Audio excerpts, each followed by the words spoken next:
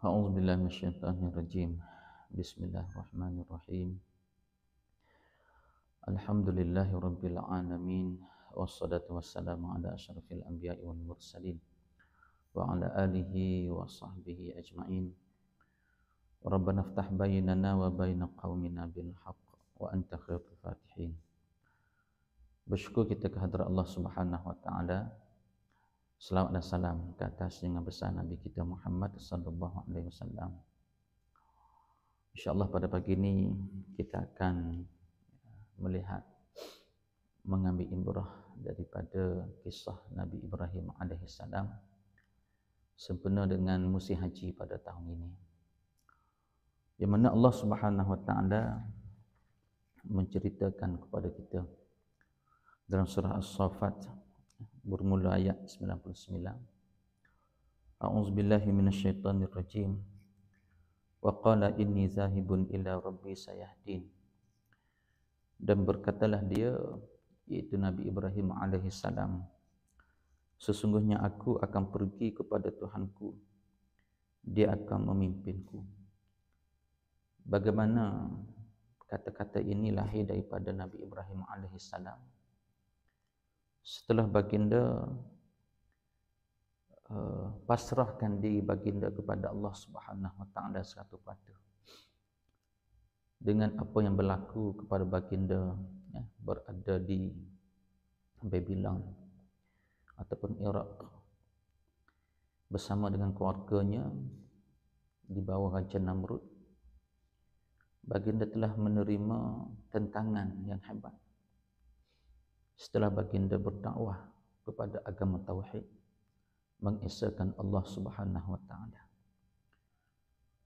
Sehingga beliau mendapat tentangan dari bapanya sendiri, Azar,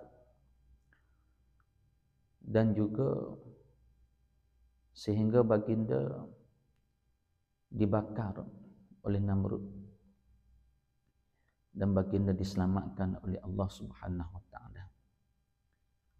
Setelah keadaan itu berlaku, bahawa peristiwa pembakaran baginda itu sebenarnya bukan Namrud saja, bahkan daripada kaumnya, boleh katakan seluruh penduduk bersama dengan Namrud bermuafakat, lelaki perempuan, kecil besar, membenci baginda. Lalu setelah baginda peristiwa pembakaran tersebut, baginda telah berhijrah daripada Iraq ke Syam. Dengan kata-kata ini,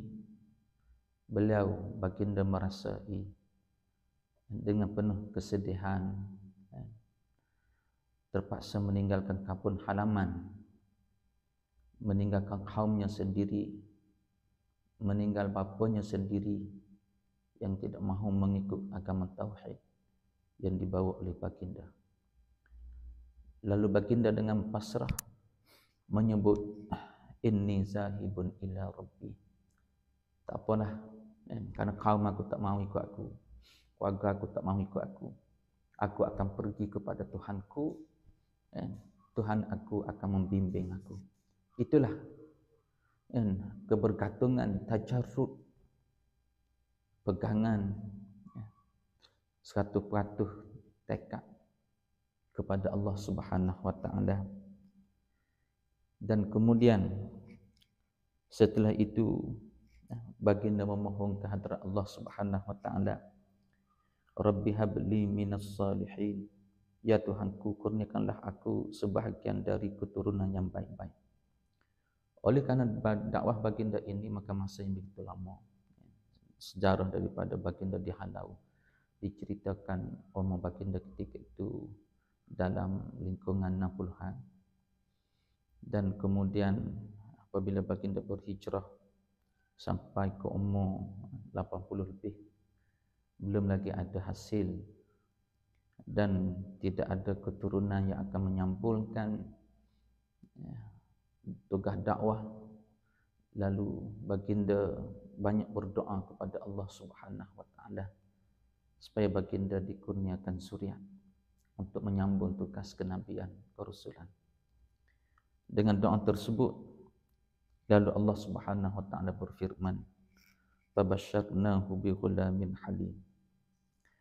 Kami gembirakan dia dengan seorang anak yang penyabar. Jadi Allah Subhanahu wa taala mengurniakan kepada baginda seorang anak yang disifatkan oleh Allah anak yang santun, yang penyabar. Ini dinisbahkan kepada anaknya yang bernama Ismail alaihi salam.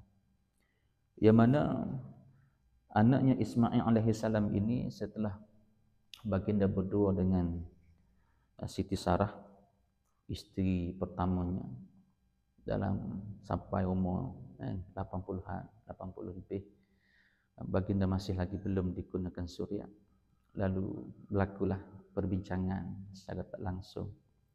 Jadi Siti Sarah mengizinkan baginda untuk mengahwini budaknya, iaitu hambanya yang bernama Hajar, yang berasal daripada Mesir. Lalu berlakulah perkahwinan dengan Siti Hajar. Tak lama dikurniakan anak yang disebut oleh Allah SWT tadi, dikurniakan, diberi khabar gembira kepada Nabi Ibrahim dengan anak yang bersifat halim, iaitu penyabar, penyantun. Jadi apabila dah mendapatkan anak, jadi si isteri pertama Sarah rasa cemburu, seolah dia lama dah kahwin tak dapat anak, kahwin saja dengan Hajar dapat anak, mari rasa cemburu, biasalah orang perempuan kan.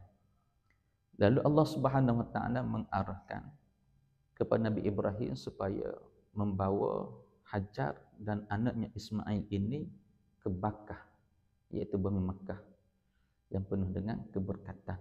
Lalu Nabi Ibrahim pergilah bawa anaknya, kerana itu perintah Allah. Nak jaga hubungan dengan Sarah, terpaksa membawa anaknya dan isterinya ini keluar daripada Syam. Lalu dibawa pergi ke Mekah. Ketika itu Mekah ni tak ada apa satu, padang jarak pada terkukur. Tak ada apa satu, padang pasir. Tak ada pokok, tak ada air setitik. Apabila sampai saja di sana, bagaimana Nabi Ibrahim, seorang yang meletakkan dirinya hanya bergantungan 100% kepada Allah, tauhidnya, sifat tawakalnya begitu tinggi terhadap Allah Subhanahu wa taala. Setelah baginda sampai ke sana, lalu baginda meninggalkan dua beranak, isterinya dan Ismail di sana, dalam keadaan anaknya masih kanak-kanak. Berapa bulan usia wallahu a'lam. Baby lah, masih baby. Bukan kata kanak-kanak yang boleh berjalan, tidak. Masih baby. Jadi apabila lah Nabi Ibrahim akak punggung nak tinggal mereka berdua, lalu Siti Hajar bertanya kepada Nabi Ibrahim, "Wahai Nabi Allah, apakah ini perintah daripada Allah?" Lalu Nabi Ibrahim dengan penuh rasa hiba, rasa sayu, karena itu adalah merupakan satu perintah daripada Allah. Lalu baginda jawab betul bahawa ini adalah perintah daripada Allah Subhanahu wa taala. Sebab itu Nabi Ibrahim terpaksa meninggalkan, kan itu perintah daripada Allah, dan pulang ke bumi Syam, tempat asalnya, untuk berdakwah. Dan ketika itu Siti Hajar apabila mendengar saja bahawa itu perintah daripada Allah, beliau tak kecek banyak, pakat terima dengan penuh yakin, dengan penuh tawakal kepada Allah Subhanahu wa taala. Tak kecek banyak. Ingat keluarga beriman, keluarga beriman. Apabila perintah Allah, dia terima. Dengan tidak ada bekalan airnya, tak ada telaga, tak ada pahit, mestilah dah pahit tak ada. Telaga pun tak ada. Tempat teduh pun tak ada. Tapi kerana itu perintah Allah, beliau yakin bahawa rezeki adalah jaminan Allah. Rezeki adalah jaminan Allah Subhanahu wa taala. Maka bermula saat itulah Mekah ini Allah Subhanahu wa taala jadikan bagaimana apabila Nabi Ibrahim meninggalkan mereka berdua sampai masa lapar, maka dahaga, cari air tak ada, maka berlakulah Siti Hajar telah pergi mari daripada Safa Marwah, dan dia mendengar sesuatu pada anaknya, pada tempat anaknya duduk, iaitu anaknya Ismail dengan kakinya bergerak, sebagai budak yang lapar kan. Baby ni yang lapar, maka dia bergerak, kakinya tunjar panggil bumi dan pasir, lalu dengan dia menunjar ataupun dia tolak kaki dia ke bumi itu, maka keluarnya air yang disebut apabila sampai saja Hajar melihat air tersebut, dia Zam-Zam dia ambil pasir, dia likur air tersebut supaya air itu bertakung, tidak pergi keluar, supaya air itu dapat diambil untuk digunakan. Maka timbullah Zam-Zam. Air tersebut adalah air Zam-Zam. Sampailah kita pada hari ini. Allahu Akbar. Besarnya kuasa Allah Subhanahu Wa Taala dari peristiwa ini. Dan kita lihat setelah Nabi Ibrahim meninggalkan mereka berdua, sampai satu masa Allah Subhanahu Wa Taala perintahkan supaya Nabi Ibrahim pergi balik berjumpa dengan anaknya dengan firman-Nya, falamma balagha ma'ahu sa'ya qala ya bunayya inni ara fil manam anni azbahuk fanzur madza tara qala ya abati fa'al ma tumar satajiduni insyaallahu minas sabirin. Allahu Akbar. Bagaimana Allah Ta'ala menceritakan setelah sampai anaknya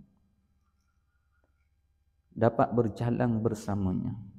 Balagha ni sampai umur yang mana ma'hu sa'ya. Sa'ya ni berjalan.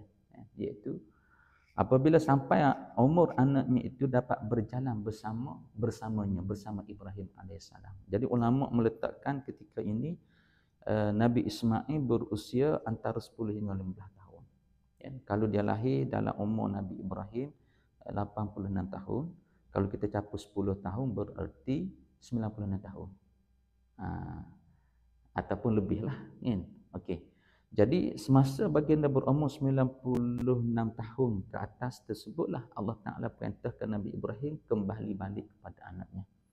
Kembali balik kepada anaknya, iaitu pergi ke Mekah. Dan sudah tentulah Nabi Ibrahim pergi dalam belasan tahun dah dia tinggal. Kawasan Mekah ketika itu telah berubah. Berubah dengan ada penempatannya, dengan ada orang ramainya. Diceritakan bagaimana ketika Nabi Ibrahim sampai kali kedua itu, melihat dah menjadi satu pekan. Kenapa? Kerana Mekah itu menjadi pusat perdagangan, persinggahan pedagang antara Syam dengan Yaman, di sebelah utara dan selatan. Jadi mereka sampai ke sana menjadikan itu sebagai settle, yang mana mereka telah berada di situ dengan meletakkan Hajar dan Ismail sebagai tuan punya telaga tersebut, sebagai tuan punya tempat tersebut. Jadi lama kelamaan dia menjadi satu pekan, pusat perdagangan. Jadi setelah Nabi Ibrahim pergi kali keduanya, lalu diperintahkan oleh Allah Subhanahu Wa Taala dengan satu perintah yang begitu menakjubkan, yang kita tak sangkalah. Perintah Allah SWT sebagai ujian kepada Nabi Ibrahim dan anaknya dan keluarganya. Jadi setelah anaknya Nabi Ibrahim, anaknya Ismail sampai umur belasan tahun, Allah Ta'ala memerintahkan Nabi Ibrahim pergi buat kali kedua. Lalu apabila sampai di sana, Nabi Ibrahim panggil anaknya, berjalan-jalan, dan sampai satu tempat Nabi Ibrahim berkata kepada anaknya, ya bunayya inni ara fil manam anni azbahuk fanzur madza tara qala ya abati fa'al ma tu'mar qala ya abati fa'al ma tu'mar satajiduni insyaallahu minas sabirin. Sesungguhnya aku melihat dalam mimpiku bahawa aku menyembelih engkau. Ini Nabi Ibrahim ayat direct kepada anaknya. Sebagai seorang ayah, dia diperintahkan oleh Allah, kalau dia nak buat tanpa izin anak, kemungkinan menghadapi kesukaran. kan. Sebab anaknya tidak tahu apa niat dia. Jadi kemungkinan dia akan bantah, anaknya akan bantah. Sebab dia tidak tahu apa yang hendak dilakukan oleh ayahnya. Contohnya Nabi Ibrahim boleh tak bawa anak dia, lalu dia suruh tidur, lalu dia sembelih, boleh. Tapi tidak. Nabi Ibrahim tidak buat lagu tu. Nabi Ibrahim bahkan tanya dulu pandangan anaknya. Inilah di antara seorang ayah dengan seorang anak yang menerima perintah daripada Allah Subhanahu Wa Taala. Jadi Nabi Ibrahim bagi tahu kepada anaknya bahawa semalam baginda bermimpi. Dan mimpi baginda ini adalah satu mimpi yang begitu orang panggil tak masuk akal dengan logik kita. Iaitu baginda menyembelih anaknya. Jadi baginda menyebutlah bahawa anni azbahuk. Aku melihat dalam mimpi aku bahawa aku menyembelih engkau. Lalu baginda bukan sekadar maklum nak sembelih anaknya dengan mimpi tersebut, bahkan baginda mendapat dahulu persetujuan. Mendapat dulu persetujuan anaknya. Lalu baginda menyebut fangzur maza tara. Cuba mu fikirlah, fangzur ni cuba mu fikir apakah pandangan engkau terhadap mimpi aku ni. Dan mimpi seorang Nabi ni adalah wahyu. Tak serupa kita mimpi seorang Nabi ni. Jadi apabila baginda dengan tulus ikhlas sebut kepada anaknya ini perintah Allah. Jadi perintah Allah ini sudah tentu wajib disambut, wajib diterima. Dan baginda tidak menggunakan kuasa wajib itu untuk memaksa anaknya. Bahkan baginda hendak mendapat redha, restu daripada anaknya. Kerana redha dan restu ini adalah iman. Itulah tanda iman. Itulah tanda yakin kepada Allah Subhanahu Wa Taala. Jadi baginda nak mendapat restu daripada anaknya supaya perintah daripada Allah baginda dapat laksanakan dengan penuh iman kepada Allah, dan anaknya sebagai orang yang akan menerima musibah tersebut juga terima dengan iman. Terima dengan iman, yakin kepada Allah Subhanahu Wa Taala. Bukan kata menjadi mangsa kepada ayahnya yang telah diperintahkan oleh Allah Subhanahu Wa Taala. Jadi kalau betul-betul berlaku sekalipun, penyembelihan tersebut adalah syurga, mendapat ganjaran pahala yang besar daripada Allah Subhanahu Wa Taala. Jadi anak ini terus menjawab. Apabila Nabi Ibrahim sebut saja benda tu, Nabi Ismail terus menjawab, ya abati if'al ma tu'mar. Wahai ayahku, buatlah apa yang diperintahkan oleh Allah. Inilah seorang anak yang kuat iman dia, yang kuat keyakinan dia, kebergantungannya kepada Allah Subhanahu Wa Taala. Sebab itulah kisah ni begitu menyentuh hati. Dan kita minta supaya diri kita, keluarga kita, anak-anak kita, isteri kita diberi iman sebagaimana imannya Hajar dan imannya Ismail alaihissalam. Dalam menerima perintah Allah tak banyak kecek. Hajar tadi apabila Nabi Ibrahim nak tinggal dia dua beranak dengan anaknya, dengan tidak ada orang, tak ada sesuatu, tak ada makan, tak ada air dan sebagainya. Apabila dia dengar saja itu perintah Allah, lalu dia terima itu perintah Allah Ta'ala. Tak banyak kecek. Allahu Akbar. Tingginya iman, keyakinan, tawakal kepada Allah Subhanahu Wa Ta'ala. Dan kita learn ni, kalau tak ada suami di rumah tak, kalau makan beras tak ada, air tak ada, orang mengepek tak, panggil banyak belebih kepada lelaki. Nak rakyat tidak ada tahap kesabaran, nak kurang kesabaran. Jadi bagaimana Hajar telah menjadi contoh yang begitu tinggi, tawakal kepada Allah Subhanahu Wa Taala. Dan bagaimana anak pun sama. Apabila diperintahkan oleh Allah, dahlah lama tinggal ayah tinggal anak begitu lama. Dengan tidak ada bekalan makanan dan sebagainya kan. Tinggal anak begitu lama, tiba-tiba datang dan anak pula seorang tu saja. Nabi Ibrahim ni Allahu Akbar, tingginya iman kepada Allah Subhanahu Wa Taala. Itu ujian Allah. Ujian tak ada anak, boleh pula anak seorang, umurnya tua, lepas tu suruh sembelih pula. Allahu Akbar. Tingginya iman Nabi Ibrahim alaihissalam. Layaklah Nabi Ibrahim diambil oleh Allah sebagai khalil, kan, buah hati Allah, kan, yang disebut kekasih Allah Subhanahu wa taala. Kan. Jadi dan anaknya Ismail menurun, kan, ibu dan menurun, kan, ayahnya mempunyai keyakinan, yakin, iman yang tinggi kepada Allah Subhanahu wa taala. Apabila diperintah saja supaya disembelih oleh ayahnya, lalu tak banyak cakap. Baginda terus bagi tahu kepada ayahnya, buat if'al ma tu'mar. Buatlah apa yang engkau diperintahkan oleh Allah Subhanahu wa taala. Allahu Akbar. Begitu tingginya orang panggil tawakal, yakin, iman kepada Allah Subhanahu wa taala. Dan inilah yang menyebabkan peristiwa yang berlaku kepada tiga beranak ni diabadikan kepada umat manusia, diabadikan kepada umat Islam, difardukan kepada kita. Semua orang Islam difardukan menunaikan haji setahun sekali seumur hidup. Apa? Sebab mengenang betapa tingginya pengorbanan Nabi Ibrahim, Siti Hajar dan anaknya Ismail. Dan kita pergi ke sana pun, kalau kita tengok, kita buat haji ni tak ada benda lain. Kita pergi buat haji ni, kita buat apa yang dibuat oleh Siti Hajar. Nah, contoh sa'i. Sa'i. Tawaf tu tawaf lah, sebab Nabi Ibrahim dalam kisah lain Kaabah itu didirikan oleh Nabi Ibrahim bersama anaknya Ismail alaihi wassalam. Kita pergi tawaf Kaabah, dan sa'i itu adalah orang panggil jalan anak-anak Siti Hajar mencari air untuk anaknya. Kita pergi buat benda tu sekarang. Kita pergi buat. Supaya mengharapkan iman Hajar tersebut dapat menyerap dalam diri jiwa, menyerap dalam jiwa kita. Iman yang Nabi Ibrahim terapkan kepada keluarganya, kepada isterinya ini, masuk ke dalam jiwa kita. Betapa patuhnya mereka kepada perintah Allah dengan satu benda yang tak masuk akal, tapi mereka yakin kepada Allah Subhanahu wa taala.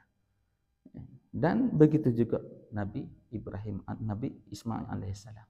Kita pergi sana, bagaimana pergi sana dalam peristiwa penyembelihan Nabi Ismail alaihissalam ini, apabila Nabi Ibrahim membawa anaknya ke Mina, dia tinggal daripada Mekah, keluar Mekah pergi ke Mina.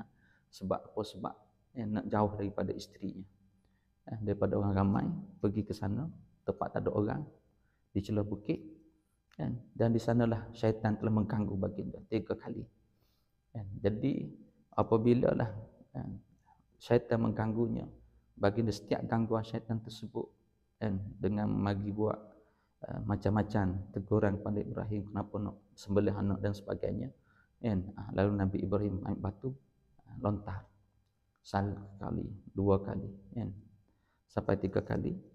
Jadi lontaran itulah kita pergi buat pada hari ini. Lontaran itulah yang kita pergi buat pada hari ini. Nak bagi tahu kepada kita bahawa apa yang dilakukan oleh Nabi Ibrahim dahulu, kita wajib lakukan pada hari ini, untuk menggambarkan betapa tingginya apa yang berlaku kepada Nabi Ibrahim dan anaknya Ismail alaihi wassalam. Nilainya begitu tinggi sehingga perbuatan mereka berdua kita pernah pergi ikut sampai ke hari ini.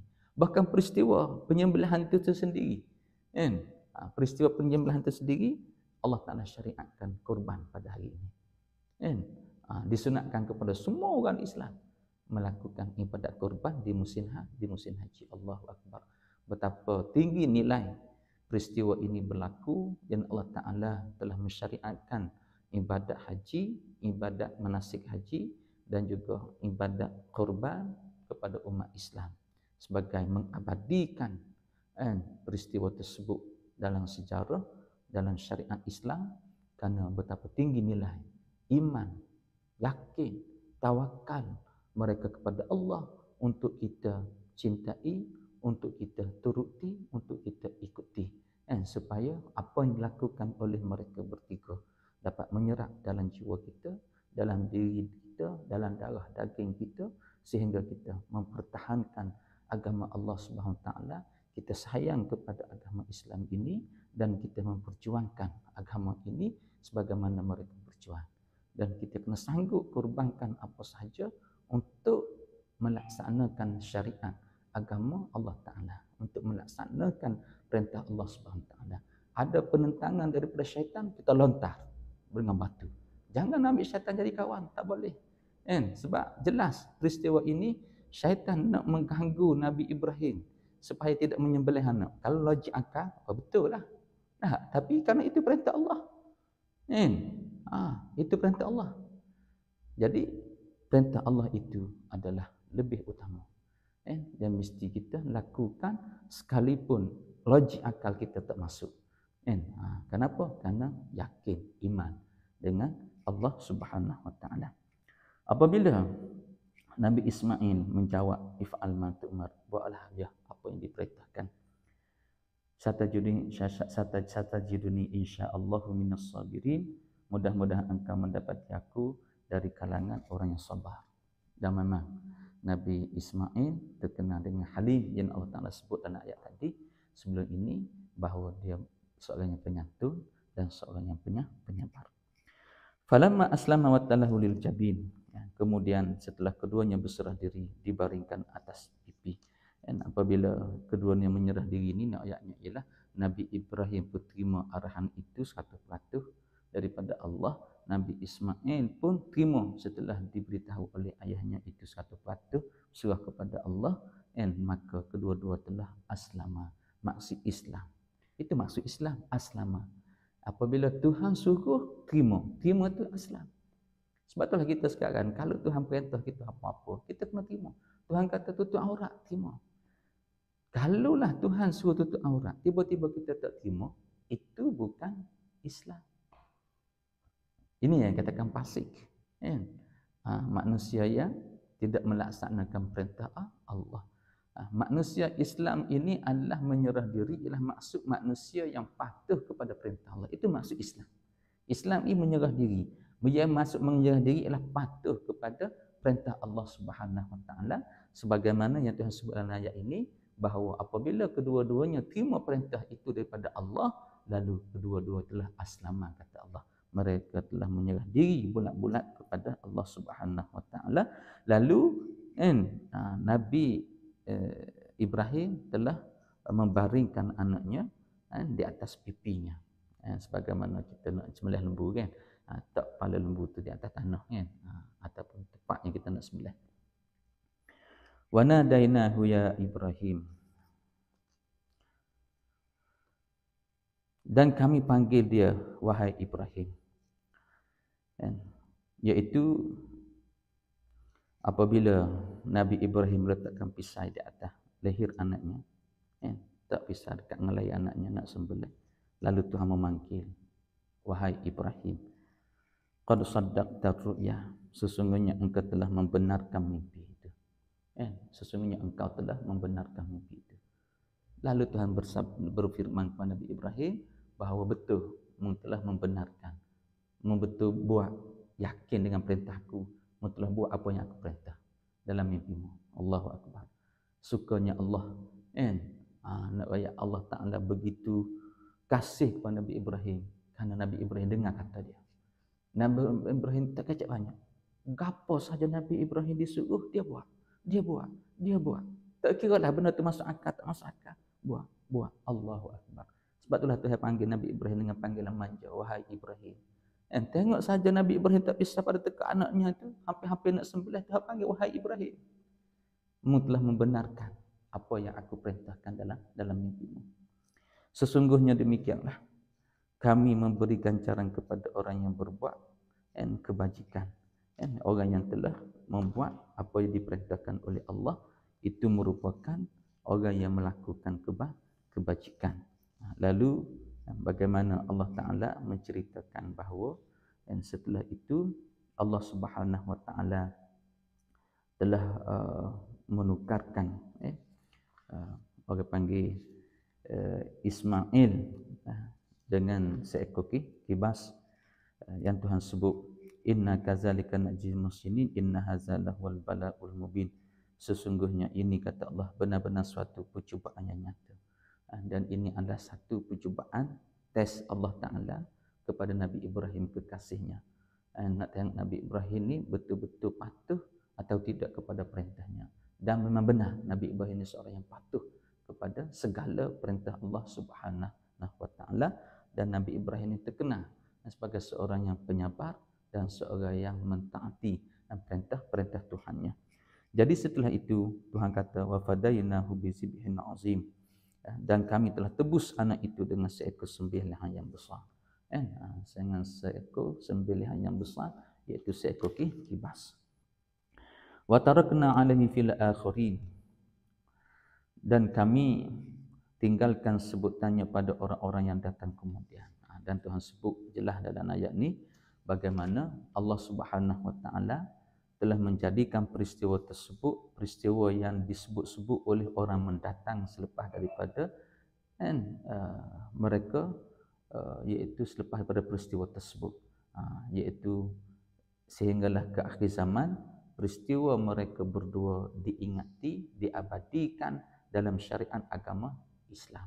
Sehinggalah kita pada hari ini, inilah betapa besarnya peristiwa tersebut, sehingga diagungkan, dijadikan sebagai satu rukun Islam kepada kita umat Islam. Lalu Allah Subhanahu wa Ta'ala berfirman lagi, salamun ala Ibrahim, iaitu selamat sejahtera kepada Nabi Ibrahim. Kadzalika najzil muhsinin, sekali lagi Tuhan sebut, demikianlah kami memberi balas ganjaran kepada orang-orang yang melakukan kebaikan, dengan maksud iaitu Allah Subhanahu wa Ta'ala telah mengabadikan peristiwa yang berlaku itu dalam agama Islam, dalam syariat agama Islam. Innahu min ibadinal mu'minin, sesungguhnya dia Ibrahim dari kalangan hamba-hamba kami yang beriman. Inilah hakikat iman yang sebenar. Ini hakikat iman yang sebenar, nak bagi tahu kepada kita bahawa iman ini yakin dengan Allah. Jangan guna logik. Walaupun akal kita tak boleh terima, tapi kerana itu perintah Allah, maka wajib kita laksanakan. Kenapa? Iman, yakin. Iman, yakin. Daripada peristiwa tadi, ingat daripada peristiwa yang berlaku pada Siti Hajar, duduk di padang parat, jarak padang tu kuku, tak ada apa satu. Nabi Ibrahim tinggal, mereka boleh hidup dengan selamat. Itu jaminan Allah. Tak kecek banyak, itu perintah Allah, lalu mereka buat. Yang kedua, peristiwa penyembelihan. Di mana yang tak masuk akal. Tetapi yakin dengan Allah, itu perintah Allah. Nabi Ibrahim dan anaknya Ismail menerima itu sebagai perintah daripada Allah Subhanahu wa Ta'ala. Maka itulah yang dikatakan orang yang mukmin. Sebab itulah Nabi Ibrahim Tuhan sebut bahawa dia adalah seorang yang mukminin. Dan mukmin ini gelaran kepada kita sebagai orang mukmin. Maka kita mencontohi, wajib kita mencontohi iman Nabi Ibrahim alaihi salam. Jadi ini yang krisis yang berlaku pada umat Islam di akhir zaman, iaitu krisis iman. Mengaku Islam tapi tak buat apa Tuhan suruh. Bukan Islam lagu tu. Islam ini kena buat apa Tuhan suruh, baru nama Islam.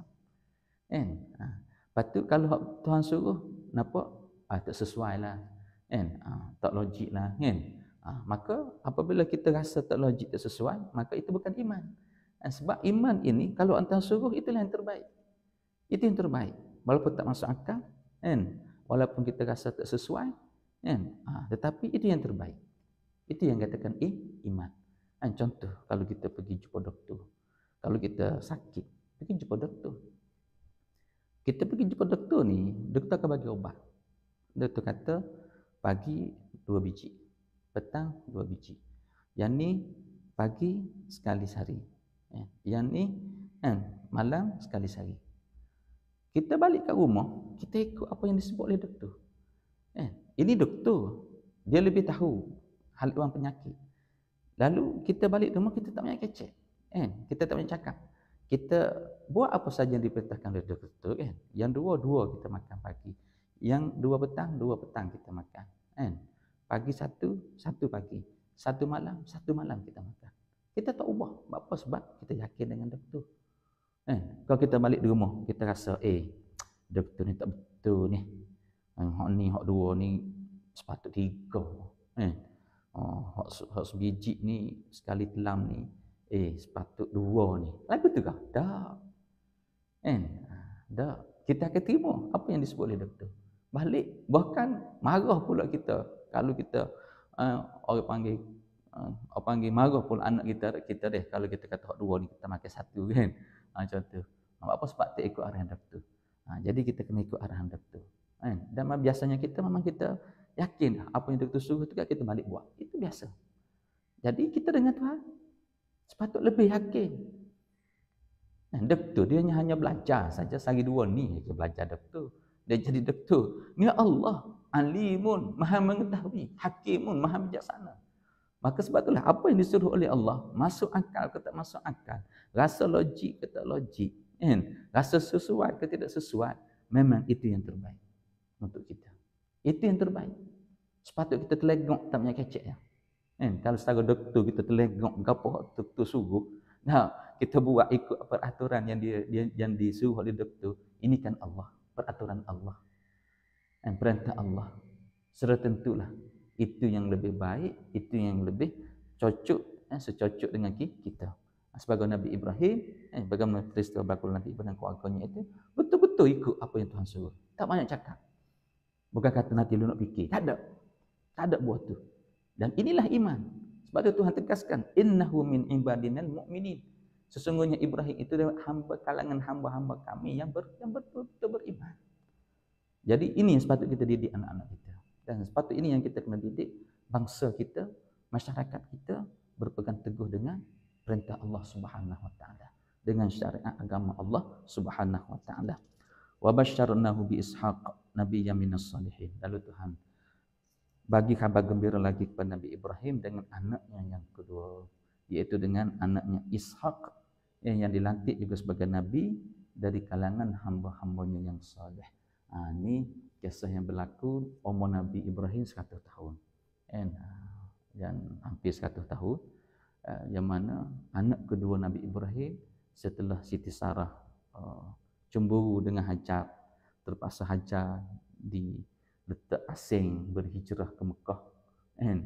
Jadi Nabi Ibrahim dengan keluarganya di Palestin di Syam sana dianugerahkan oleh Allah seterusnya lepas peristiwa penyembelihan Nabi Ismail, Allah Ta'ala kurniakan kepada baginda seorang anak lagi melalui isterinya yang pertama, yang kita kira isteri pun lama. Nabi Ibrahim dengan 100, isterinya lebih kurang 90 lebih. Jadi walaupun itu pun tak logik pada akal.